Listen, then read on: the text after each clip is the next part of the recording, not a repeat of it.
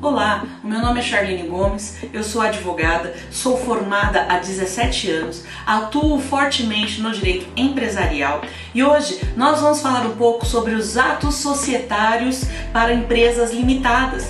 Este é o tipo de empresa mais classificado hoje no nosso país.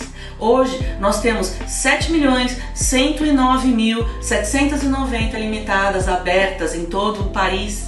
Ela está em primeiro lugar no ranking em nosso país. Depois dela vem as MEIs, mas hoje nós vamos tratar especificamente sobre empresas limitadas. Então vamos lá que eu vou tirar as suas dúvidas. Afinal de contas, o que é uma sociedade limitada? Uma sociedade limitada é uma sociedade onde duas ou mais pessoas estabelecem responsabilidades entre si para fornecerem algum tipo de serviço ao mercado. Isso está estabelecido no artigo 1052 do Código Civil.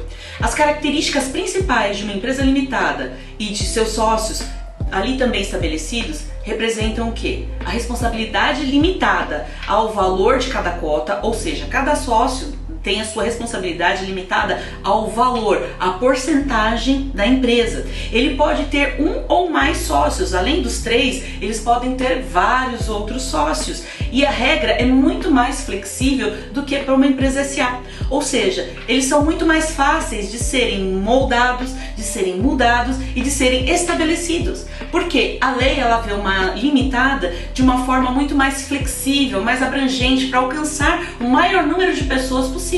Ou seja, uma padaria familiar.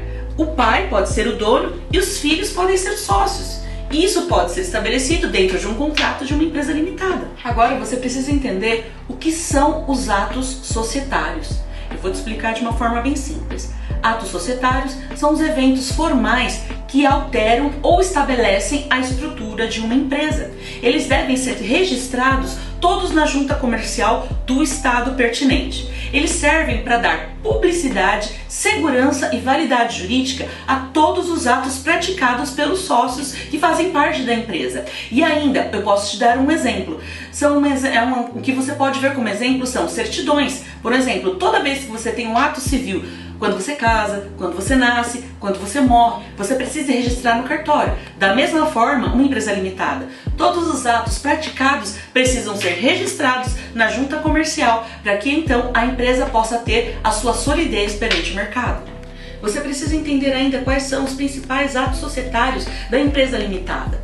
O primeiro ato, e o mais importante, é a constituição, que serve para quê? Para poder criar a empresa. E aí é onde tem a existência de todos os sócios, onde todos eles precisam ser mencionados. O segundo ato que constitui a limitada é a alteração contratual, ou seja, qualquer mudança no contrato, seja saída, seja entrada de novos sócios, isso precisa ser feito dentro dessas alterações. E os sócios, eles podem fazer isso por uma votação, tanto unânime como parcial, mas sempre a maioria estabelece a mudança principal dentro do contrato. O aumento do capital social. Um exemplo, você começou uma limitada com um valor de R$10.000. Você precisa aumentar esse capital social. Então o que você faz? Mais uma alteração para informar a junta comercial de que a sua empresa ela passa a valer R$50.000. E isso tem que ser validado entre todos os sócios. Não pode só um sócio falar, hoje a empresa vai valer 50 mil. Tem que ter uma votação, tem que ter uma reunião, todos têm que concordar. Para a redução do capital social, também é necessário haver o registro perante a junta comercial do Estado, para que todos os atos sejam totalmente visíveis, sejam abertos à sociedade. E ainda, a entrada e a saída de sócios, como eu te dei como exemplo agora há pouco, todas as vezes que um sócio deseja entrar ou deseja sair na sociedade, precisa ter esse registro perante a junta, porque tem que informar qual vai ser a cota de responsabilidade dele dentro da sociedade. O distrato, ele também é um documento importante, porque todas as vezes que um sócio sai, tem que haver o distrato para que a responsabilidade dele seja delimitada até X período da sua saída ou da sua entrada. E ainda a nomeação do administrador. Isso deve ser feito perante todos os sócios da limitada. É feita uma reunião, uma assembleia, e essa assembleia decide-se quem vai ser o sócio administrador. E há uma situação importante, além do sócio administrador, sempre tem que ter um diretor ou um sócio que tenha que assinar em conjunto. Dentro da limitada, não pode só o sócio administrador assinar qualquer ato da empresa sozinho. Ele precisa ter a validação de pelo menos mais um sócio. O registro dos atos societários. Como é que você faz esse procedimento? Os atos, eles devem ser todos registrados perante a Junta Comercial do Estado, como eu já te disse. E é preciso protocolar o quê para que haja esse registro? O documento societário assinado, ou seja, a ata estabelecida pelos sócios, o formulário preenchido na junta e ainda o comprovante do pagamento da taxa. E após isso, atualiza-se o CNPJ com os dados cadastrais perante a Junta Comercial. Os erros mais comuns que você pode cometer perante um registro, mas eu vou te dar as dicas para poder evitá-los. Use sempre um modelo adaptado para o tipo de limitada que você está trabalhando.